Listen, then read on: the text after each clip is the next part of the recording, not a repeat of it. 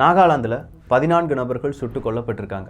இதுக்கு பின்னாடி ராணுவம் இருக்குது, ராணுவம் மட்டும்தான் இருக்குது, வேறு எந்த பிரச்சனையும் கிடையாது அப்படிங்கிறது நம்ம எல்லாருக்குமே தெரியும். ஆனால் பெரிய அளவில் பேசப்படுதா அப்படின்னு கேட்டால் இல்லை.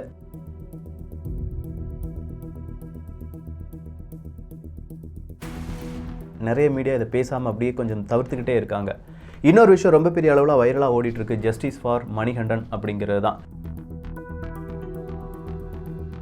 இந்த இரண்டு விஷயத்தை பற்றி தான் இந்த ஒரு பதிவில் பார்க்க போகிறோம். நான் உங்கள் விக்கி.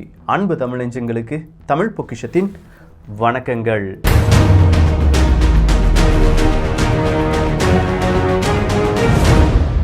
நாகாலாந்து அப்படின்னு சொல்கிறது அது என்னன்னா லேண்ட் ஆஃப் பூர்வக்குடிகள், பெரிய அளவு பழங்குடியினர்களுடைய லேண்ட் அப்படின்னு சொல்லலாம். அந்த அளவுக்கு அங்கே பழங்குடியினர்கள் விதவிதமான மொழிகளை பேசக்கூடிய, கலாச்சாரங்களை உள்ளடக்கிய பழங்குடிகள் வாழக்கூடிய ஒரு பூமி தான் நாகாலாந்து அப்படிங்கிற பூமி. அந்த பூமியில் சாதாரண சட்டம் மட்டும் இருக்கக்கூடாது, அதிக அளவு வேறு மாதிரியான சட்டம்லாம் இருக்கணும் அப்படின்னு சொல்லி ஸ்பெஷல் ஃபோர்ஸுக்கு, குறிப்பாக ஆர்ம்டு ஃபோர்ஸுக்கு எல்லாமே 1958 ஆர்ம்டு ஃபோர்ஸு ஸ்பெஷல் சட்டம் அப்படிங்கிற ஒரு சட்டம் எல்லாமே அங்கே இருக்குது.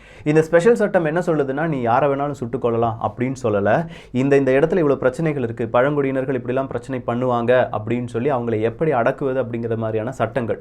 இது பிரிட்டிஷ் காலத்திலிருந்தே இந்த சட்டங்கள் அங்கே இருந்து வருகிறது. அதன் பிறகு இந்தியாவினுடைய யூனியன் டெரிட்டரி அது மாற்றப்படுகிறது. அதன் பிறகும் அதே மாதிரியான சட்டங்கள் அங்கே என்ன செய்யப்படுது, இன்றளவும் போற்றப்படுகிறது. ஸோ நம்முடைய இன்டெலிஜென்ஸுக்கு, நம்முடைய உளவு அமைப்புக்கு ஒரு இன்ஃபர்மேஷன் வருது. அந்த இன்ஃபர்மேஷன் என்ன சொல்லுதுன்னா, மோன் அப்படிங்கிற ஒரு டிஸ்ட்ரிக்ட், நாகாலாந்தில் இருக்கக்கூடிய மோன் அப்படிங்கிற ஒரு மாவட்டத்தில் இந்த மாதிரி நிறைய பேர் தீவிரவாதிகள் என்ன செய்யலாம், அங்கே ஊடுருவதற்கான வாய்ப்புகள் இருக்குப்பா அப்படின்னு சொல்லி ஒரு இன்ஃபர்மேஷன் கிடைக்குது. நம்முடைய இராணுவ படை அப்படின்னு சொல்கிற படையும் என்ன செய்கிறாங்க, யாரெல்லாம் வராங்க, எங்கெங்கே போயிட்டுருக்காங்க அப்படிங்கிறதுலாம் நோட்டம் போட்டுட்ருக்காங்க.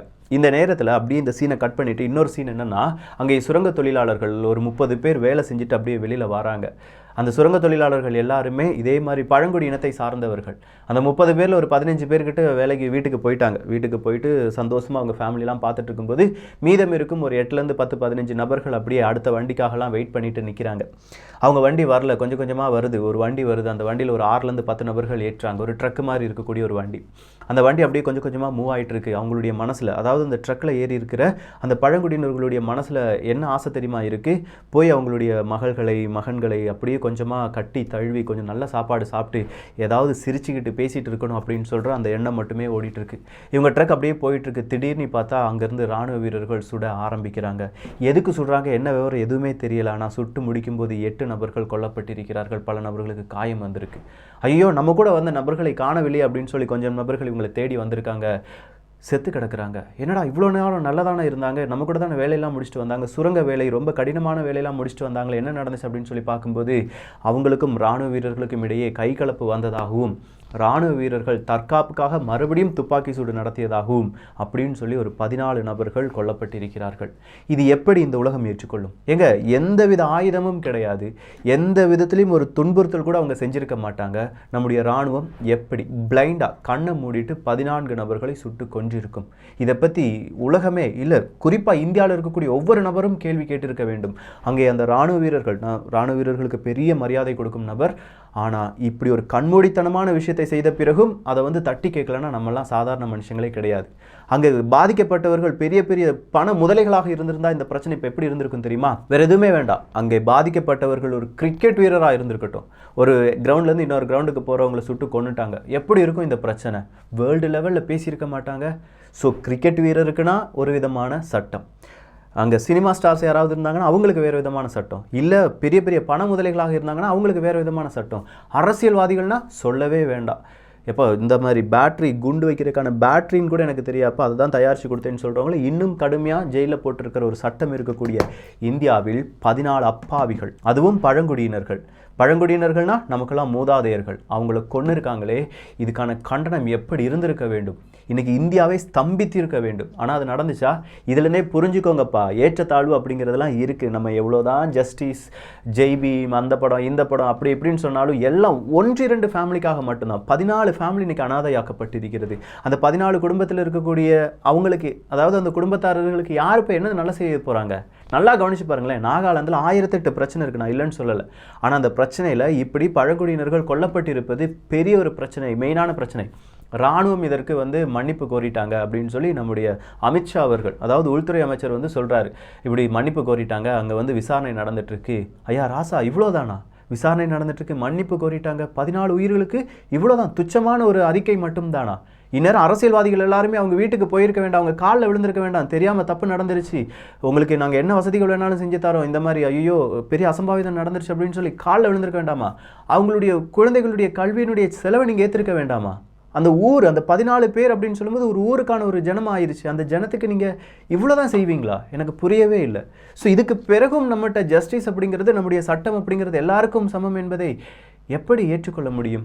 அம்பேத்கர் அவர்களுடைய நினைவு தினம் என்று அவர் எழுதி வச்ச அரசியல் சாசனம் இதை தான் சொல்லுதா? கண்டிப்பாக கிடையாது. ஸோ இங்கே என்னெல்லாமோ பிரச்சனை இருக்குல்ல, நல்லா கவனிச்சாதான் தெரியுது. நிறைய பிரச்சனைகள் இருக்குது உள்நாட்டுக்குள்ளே. இந்த மாதிரி ஒரு அசம்பாவிதம் நடந்து, சரி இந்த அசம்பாவிதம் அப்படியே நிற்கட்டும். உள்துறை அமைச்சகம் சார்பாக என்ன சொல்லியிருக்காங்கன்னா, அந்த ட்ரக்கு வந்துச்சு, ஆர்மி இராணுவ ட்ரக்கை வந்து நிப்பாட்ட சொன்னாங்க. இவங்க நிப்பாட்டாமல் போனதுனால துப்பாக்கி சூடு நடத்திட்டாங்க. ஏன் நிப்பாட்டாமல் போனதுக்கு துப்பாக்கி சூடு எப்படியா சாத்தியமாகும்? கேள்விக்கான பதில் எங்களுக்கு லாஜிக்கே புரியலை. மனித உரிமை கமிஷன்ஸ், இந்த பீப் சாங்குக்கெல்லாம் பொங்குன நிறைய பேர்லாம் இருப்பாங்க. தயவு செஞ்சு நிறைய அமைப்புகள் இருக்குது, அதாவது நல்லது செய்யணும்னு சொல்கிற அமைப்புகள். எல்லா அமைப்புகளும் சேர்ந்து இதுக்கான ஒரு கண்டிப்பான ஒரு ஜஸ்டிஸை வாங்கி கொடுக்கணும். அந்த 14 குடும்பத்துக்கு தேவையான ஜஸ்டிஸை வாங்கி கொடுக்கணும். மணிகண்டன் அப்படிங்கிற பெருங்குளத்தை சேர்ந்த ஒரு வாலிபன் வண்டி, அதாவது ஆர்டிஓ செக்கிங் அப்படி நடந்துட்டு இருக்கு, பைக்கை நிப்பாட்டாமல் போயிட்டார் அப்படின்னு சொல்லி பைக்கை விரட்டி பிடிச்சிருக்காங்க. விரட்டி பிடிச்ச மணிகண்டன் நேராக காவல்துறை அதிகாரிகள் காவல் நிலையத்துக்கு கொண்டு போயிருக்காங்க. கொஞ்சம் நேரத்தில் அவங்களுடைய அம்மா அப்பாவுக்கு எதுக்கோ ஃபோன்லாம் வந்திருக்கு, இப்போ அவங்க பையனை வீட்டுக்கு கொண்டு போங்க அப்படின்னு சொல்லியிருக்காங்க. வீட்டுக்கு போன இடத்துல மணிகண்டனுக்கு உடம்பு சரியில்லாமல் போகுது. அடுத்த கொஞ்சம் நேரத்தில் இறந்துட்டாங்க. என்ன நடந்துச்சு? Lockup death. சாத்தாங்குளம் லாக்அப் டெத்தின் போது இங்கே எதிர்கட்சி ஆளும் கட்சியாகவும் ஆளும் கட்சி எதிர்கட்சியாகவும் இருந்துச்சு. எவ்வளவு பெரிய போராட்டங்கள் நடந்துச்சு, எவ்வளவு விதமான ஆர்ப்பாட்டங்கள் நடந்துச்சு, எவ்வளவு விதமான பதாகைகள் உயர்ந்து வந்துச்சு. அரசியல் காற்று அப்படியே மாறும்போது இங்கே போராட்டங்கள் அப்படிங்கிறது கொஞ்சம் நபர்களுக்கு மட்டும்தான் அப்படிங்கிற எழுதப்படாத விதியில் இன்றளவும் தமிழகமும் சுழன்று கொண்டிருக்கிறது. ஒருவேளை இந்த சாத்தாங்குளத்தில் அவங்களை கொன்ன மாதிரி நரகத்தனமான வேதனையை கொடுத்து இவர்கள் கொல்லப்படவில்லையோ? மறுபடியும் நான் சொல்கிற ஒரு விஷயம்தான், நாமெல்லாம் அரக்கர்களாக மாறிட்டு இருக்கோம். நீங்கள் யார் ஒத்துக்கொள்றீங்க அப்படிங்கிறதுல எனக்கு தெரியாது. நான் இந்த யூடியூப்ல மனசை தொட்டு சொல்கிறேன், இந்த யூடியூப்ல பார்வையாளர்களை சம்பாதிப்பது எப்படி அப்படின்னா, நரகத்தனமான விஷயங்களை நரகத்தனமாக சொன்னால் மக்கள் அதை விரும்பி கேட்பார்கள். ரொம்ப சுவாரஸ்யமாக இருக்குது அப்படின்னு சொல்லுவாங்க. ஒருத்தனுடைய உடலில் இருந்து அந்த அந்த அந்த தோல் அப்படி பீத்தெடுக்கப்பட்டது, அவருடைய கை 4 துண்டாக வெட்டி எடுக்கப்பட்டது, அவங்களுடைய கண் பிடுங்கி எடுக்கப்பட்டது, இப்படிலாம் சொன்னால் ஐயோ இப்படிலாமா நடந்திருக்கு அப்படின்னு சொல்லி அதை மறுபடியும் கேட்பாங்க, ஷேர் பண்ணுவாங்க. இவ்வளோ நரகம் நடந்திருக்கக்கூடாதுப்பா அப்படின்னு சொல்லுவாங்க. அதே துன்பம் இந்த மணிகண்டனுக்கும் நடந்திருக்கும், அடிச்சிருப்பாங்க. ஆனால் அவங்களுக்கான ஜஸ்டிஸ் இங்கே கேட்கப்படுதா அப்படிங்கிறதுலாம் வேறொரு கேள்வியாக இருக்குது.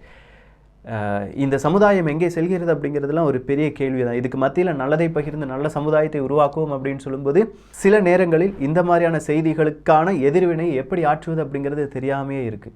ஸோ கண்டிப்பாக இந்த 2 விஷயத்திலும் என்ன நடந்திருக்கு அப்படின்னா, நாங்கள் நிப்பாட்ட சொன்னால் அவங்க நிப்பாட்டலை, நாங்கள் துப்பாக்கி சூடு நடத்தணும் அப்படின்னு சொல்கிற இராணுவம். இல்லைப்பா அவன் வந்து வண்டி செக்கிங் பண்ண வேண்டிய இடத்துல வண்டி செக்கிங் பண்ணலை, நாங்கள் விரட்டி பிடிச்சோம், அதன் பிறகு என்ன நடந்துச்சுன்னு தெரியாது அப்படின்னு சொல்கிற அடுத்த போலீஸ் அதிகாரிகள்.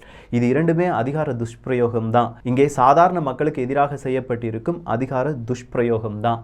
ஜெய் பீமில் ஒரு ராஜா கண்ணுக்காக போராடின நம்ம இங்கே 14 ராஜா கண்ணுக்கள் சுட்டு வீழ்த்தப்பட்டிருக்கிறார்கள். ஒரு ராஜாக்கனு சிறையில் வச்சு ரொம்ப அடித்து துன்புறுத்தினாங்க, அப்படி கொண்டுட்டாங்க அப்படின்னு சொன்ன இன்னொரு ராஜாக்கனு மணிகண்டனாக இன்னைக்கு துன்புறுத்தப்பட்டு கொல்லப்பட்டிருக்கிறார்கள். இவங்களுக்கெல்லாம் சேர்த்து நம்ம ஜஸ்டிஸ் மட்டும் கேட்க போகிறோமா, இல்லை உண்மையான ஜஸ்டிஸ் வாங்கி கொடுக்க போகிறோமா? சோஷியல் மீடியாவில் இருக்கக்கூடிய நான் இதனுடைய பல உண்மையான முகங்களை பார்க்கும்போது இந்த சோஷியல் மீடியா சில போலியான வேடங்களை போட்டு இருப்பது அப்படிங்கிறது என்னால் நல்லா உணர முடியுது. என்னென்ன போலியான முகமுடிகள் அப்படிங்கிறத நான் ஓப்பனாக சொல்லிடுறேன். ஒன்று, இங்கே சிறுபான்மையினர்களுக்கு எதிராக ஏதாவது நடந்தது, அது வழி அரசியல் செய்ய முடியும் என்றால் மட்டும் எல்லா சிறுபான்மையினர்களுக்கும் இங்கே என்ன கிடைக்காது, நீதி கிடைக்காது. நல்லா புரிஞ்சுக்கோங்க. அதே இது அடுத்ததா இங்கே வந்து மத பிரச்சனையை உருவாக்குவதற்கு அதனால் அரசியலில் ஏதாவது பேச வாய்ப்புகள் இருந்தால் அது இங்கே பெரிதாக பேசப்படும். அடுத்ததா யாரையாவது பழி வாங்குவதற்காக இருந்தால் மட்டும்தான். சாதாரண மக்களுக்கு நீதி கிடைக்குமா, சோஷியல் மீடியா வழியாக நீதி கிடைக்குமா அப்படின்னு பார்த்தா இன்றைக்கும் பெரிய அளவில் நீதி கிடைக்காத எத்தனையோ கேஸ்கள் அப்படியே மூடி மறைக்கப்படுகின்றன. நிறைய நேரத்தில் இந்த மாதிரி டாபிக் பேசவே கூடாது அப்படின்னு சொல்லி மனசில் நினைப்பேன். ஆனால் வேறு வழியே இல்லாமல் பேசிடுவோம். ஏன்னா அதை தான் மக்கள் விரும்புகிறாங்க, இதை பேச சொல்கிறாங்க அப்படின்னு சொல்லி. இன்றைக்கி இந்த நாகாலாந்து விஷயம் அதே மாதிரி இந்த மணிகண்டன் விஷயத்தையும் உங்ககிட்ட பேசியிருக்கேன். என்ன மாதிரியான ரியாக்ஷன் நீங்கள் கொடுக்க போகிறீங்க? நான் சொல்கிறதுல உண்மை இருக்கா, பொய் இருக்கா? சில கேசஸ் மட்டும்தான் நம்ம பெருசாக பார்க்குறோம், சில கேசஸை பெருசாக பார்க்காம விடுறோமே அப்படின்னா நாளைக்கு இதே ஒரு பிரச்சனையில் எனக்கு ஏதாவது நடந்து அதை வந்து பெரிய அளவில் யாருமே பேச மாட்டாங்க அப்படிங்கிற ஒரு மனநிலைமைக்கு கொஞ்சம் நபர்கள் சென்று விடுவாங்க. விடுவார்கள். அப்படித்தானே? அவங்கவுங்க கேஸை தான்ப்பா பார்ப்பாங்க, இவங்க கேஸெல்லாம் பார்க்க மாட்டாங்க. அவங்க இவங்க அவாள் இவாள் அப்படின்னு சொல்லி பார்க்குறது தானேயா இங்கே ஏற்றத்தாழ்வு. இங்கே அதே ஏற்றத்தாழ்வு மறுபடியும் நம்ம பார்த்துட்ருக்கோமே. நிறைய ஏற்றத்தாழ்வுகள் இருக்கிறது. இதுக்கெல்லாம் மனிதர்கள் மாற வேண்டும். குறிப்பாக சோஷியல் மீடியாவில் இருக்கக்கூடிய யூசர்ஸ் மாற வேண்டும். உங்களுடைய மனசை இன்னும் கொஞ்சம் ஐட்ரேட் பண்ணி பாருங்கள். நம்ம எதுக்காக கொந்தளிக்கிறோம், எதுக்காக வேதனைப்படுறோம், எதுக்காக வெட்கப்படுகிறோம் அப்படிங்கிறத கொஞ்சம் நல்லபடியாக யோசித்து சில முடிவுகள்னால் நாளைக்கு இதே மாதிரியான ஒரு கேசஸ் இல்லாட்டி இதே மாதிரி ஏதாவது ஒரு வழக்குகள் வரும்போது அதை எப்படி ரியாக்ட் பண்ணுறோம் அப்படிங்கிறத கொஞ்சமாக பார்த்துக்கலாம். நல்லா பேசோடா விக்கி அப்படின்னு சொல்கிற என்னாலேயே இதுக்கு மேலே அதிகமாக பேச முடியல. வார்த்தைகள் எதுவுமே கிடைக்கல. ஏன்னா அந்த 14 உயிர்கள் என் கண்முன்னே அப்படியே வந்து செல்கிறது. அவங்களுக்கும் குழந்தைகள் இருந்திருப்பாங்க. அந்த குழந்தைகள் வீட்டில் காத்துட்ருப்பாங்க. பார்க்கலாம் ஜஸ்டிஸ் கிடைக்குதா அப்படின்னு சொல்லி. ஓவராலாக இந்த செய்தியை பற்றி உங்களுடைய கருத்துக்கள் இங்கே வரவேற்கப்படுகின்றன. எல்லோரும் தமிழ் பட்சத்தில் இணைந்திருங்கள். நல்லதை பகிர்ந்து நல்ல சமுதாயத்தை உருவாக்கும். நன்றி, வணக்கம்.